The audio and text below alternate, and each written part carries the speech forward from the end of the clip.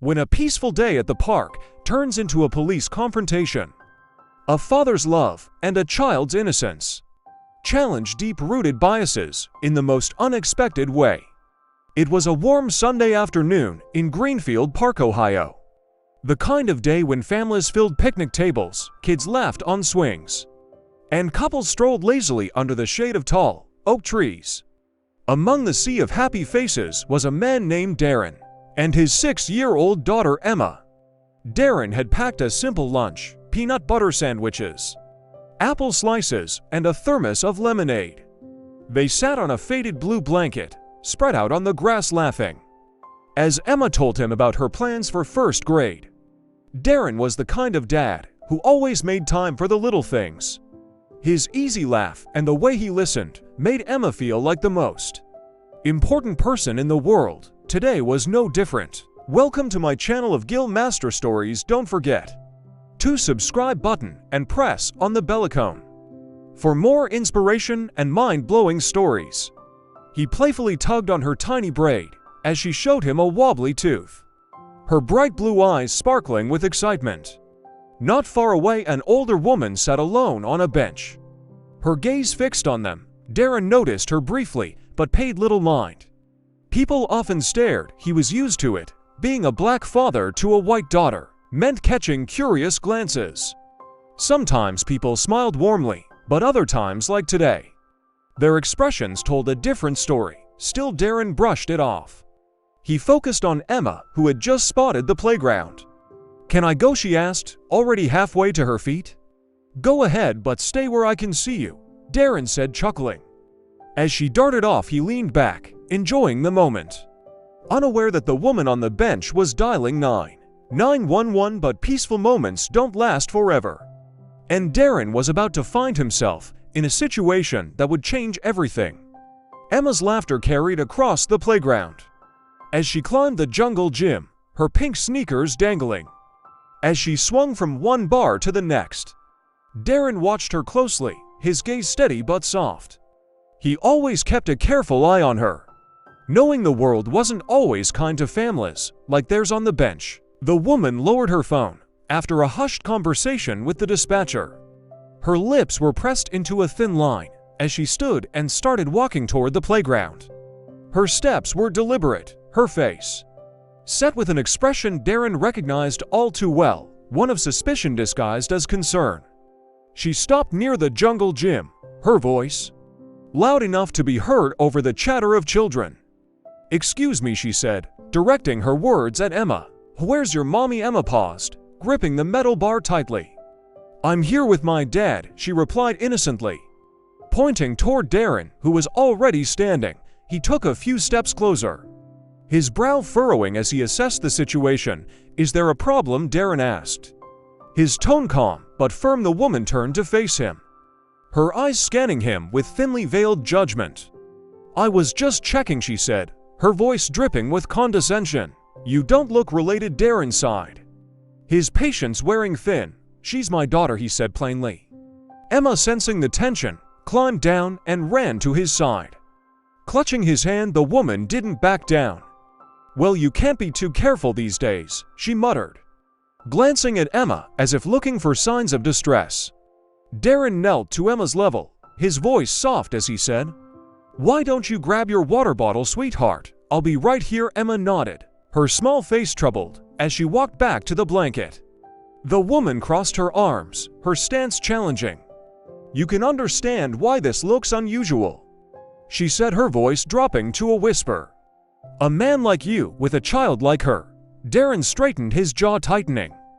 "A father spending time with his daughter shouldn't look unusual," he replied evenly, refusing to let her words shake him. But before the conversation could go further, the sound of sirens in the distance broke through the park's usual noise. Darren's heart sank.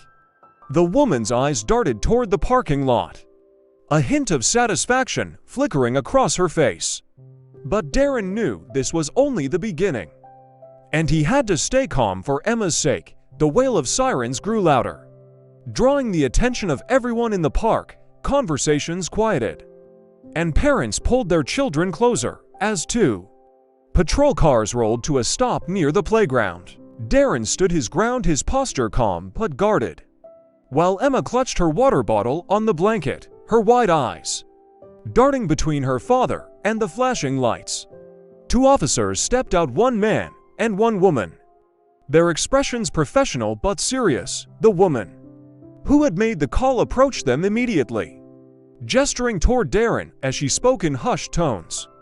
Darren couldn't hear her words, but he knew their weight. He took a steadying breath, reminding himself to stay composed. The male officer approached first, his hand resting lightly on his utility belt. "Sir, can we have a word?" he asked, his tone polite but firm. The female officer stayed back, her eyes scanning the scene, as if searching for signs of trouble. Darren nodded. "Of course," he said, his voice steady. He glanced toward Emma and gave her a reassuring nod. She didn't move but sat frozen, her tiny hands gripping the bottle like it was a lifeline. The officer's questions came quickly, each one poking at Darren's patience. "What's your name? What are you doing here? Who's the child?" Darren answered each one, clearly keeping his tone measured, despite the frustration bubbling beneath the surface. "She's my daughter," he said firmly, his eyes meeting the officer's without hesitation. "Her name is Emma. We come here every weekend." The officer glanced toward the woman, who was now standing with the female cop, still gesturing animatedly. "We received a call about a possible abduction," he said, his voice tinged with skepticism. The caller said, "The child doesn't appear to be related to you." Darren's chest tightened, but he refused to let anger take over. "She's adopted," he explained. "We've been a family since the day she was born. There's no story here. Just a father spending time with his daughter." Emma, sensing the tension, stood up and walked over to Darren. "Daddy," she said softly, her voice trembling. The officer looked down at her, his expression softening slightly. The woman interjected from behind, "Just check his story. You can't be too careful," she insisted, her voice rising. The female officer stepped forward. "We'll need some identification, sir," she said, her tone more neutral. Darren nodded and reached into his pocket, pulling out his wallet with deliberate movements. "This is my driver's license," he said, handing it over. "And this is a copy of Emma's adoption paperwork." He retrieved a folded document from his bag, keeping his hands steady as he handed it over.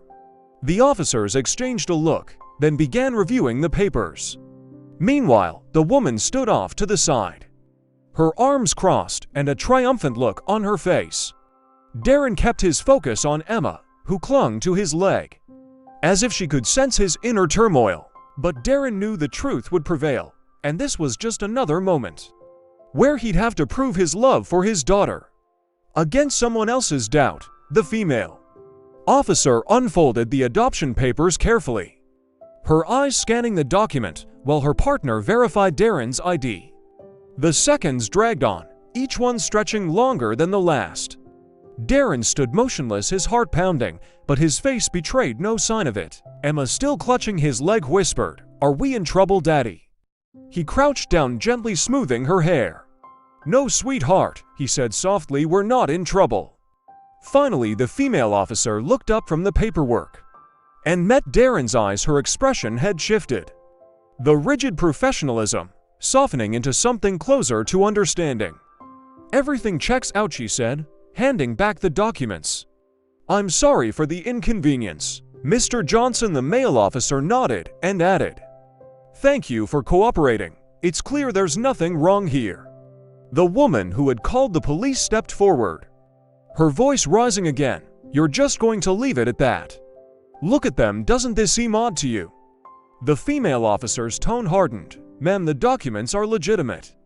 There is no issue here." Darren exhaled slowly, relieved but still holding on to his composure.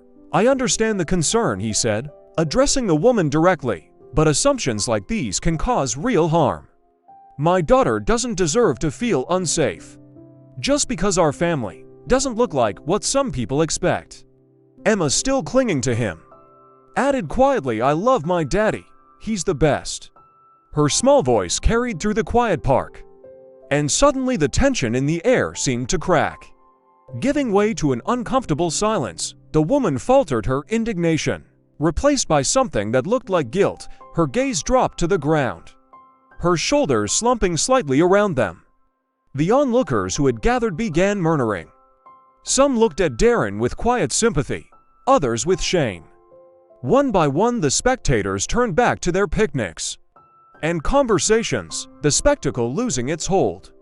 But for Darren, the damage had already been done. Emma's innocent question, "Are we in trouble?" lingered in his mind, a painful reminder of how fragile their peace could be. The officers stepped back toward their patrol cars. The female officer paused before leaving and said, "I hope you and your daughter have a good rest of your day." Darren nodded, appreciating her attempt to smooth over what had already been an emotional ordeal. But even as the officers drove away, Darren knew the hardest part of the day wasn't over yet. It was explaining to Emma why this had happened at all. As the patrol cars disappeared down the winding road, Darren noticed how the park's atmosphere had shifted. Conversations resumed, but there was a palpable tension in the air. People avoided eye contact, their discomfort as visible as the sunlight filtering through the trees. Darren turned his focus to Emma. Kneeling to her level, "Hey kiddo," he said gently, "you okay?" Emma's big blue eyes stared into his, brimming with questions she didn't yet know how to ask. "Why did that lady think we're not family?" she whispered, her small hands twisting the fabric of her shirt. Darren paused, choosing his words carefully. "Sometimes people don't understand things that are different," he explained. "But being different doesn't mean something's wrong. We know we're family, and that's what matters." Emma nodded slowly, her young mind processing the moment in a way Darren wished she didn't have to. A couple sitting on a nearby blanket caught his eye. They hesitated, then walked over, their young son trailing behind them. "Hey," the man said awkwardly. I wanted to say I'm sorry for what happened." "That was wrong," his wife chimed in. "Your daughter is lucky to have you. You handled that so well." Darren gave them a small appreciative smile. "Thanks. I just hope next time people think twice before assuming the worst." More passers-by offered quiet smiles and nods of solidarity as they passed Darren and Emma, their gestures small but meaningful. It didn't erase what had happened, but it reminded Darren that not everyone viewed the world through the same narrow lens. As the crowd thinned, the woman who had made the call remained seated on the bench, her gaze fixed on her lap. Darren debated walking over, but decided against it. Her regret was evident, and any conversation now felt unnecessary. "Daddy," Emma said, tugging on his sleeve. "Can we go home now?" "Of course, sweetheart," he replied, gathering their things. He placed a hand on her shoulder as they walked toward the car, feeling the weight of the day, but also the strength that came from being her father. But as they left the park, Darren resolved to use this moment not as a source of anger, but as a way to teach Emma and others that love and understanding can overcome even the deepest biases. The drive home was quiet, with Emma staring out the window, lost in thought. Darren glanced at her through the rearview mirror, wondering how to explain something so complicated to someone so young. He decided to keep it simple. "Emma," he began, breaking the silence, "remember how we talked about kindness? How it's important to treat people with love, even if they don't always do the same." She nodded, still gazing out at the passing trees. "Like when you said that being nice makes the world better." "That's right," Darren said. "Today that lady didn't understand us, and she made a mistake, but we don't have to let her mistake define how we feel about our family." Emma turned to him, her little voice steady. "I love our family. You're my dad, and nobody can change that." Darren smiled, his chest tightening with pride. "And I love you more than anything." Later that evening, as Darren tucked Emma into bed, she hugged him tightly. "I think that lady needs to learn about kindness too," she said softly. "Maybe she does," Darren replied, "but what's most important is that you always remember who you are and how much you're loved." As he left her room, Darren couldn't help but reflect on the day. It had been painful, yes, but it was also an opportunity to teach Emma about the strength of their bond and the importance of compassion, even in the face of ignorance. The next weekend, Darren and Emma returned to the park, their favorite blue blanket in tow. This time they were met with smiles from familiar faces. Some from the week before. The world hadn't changed overnight. But small gestures reminded Darren that progress, however slow, was still possible. Because every moment of understanding, every act of kindness, plants a seed that can grow into something greater. And as Darren watched Emma laugh on the swings, he knew those seeds started with families like theirs. If this story moved you, share it with someone who needs to hear it. Let's challenge assumptions, spread kindness, and create a world where every family is celebrated. Don't forget to like, comment, and subscribe for more stories that inspire reflection and change.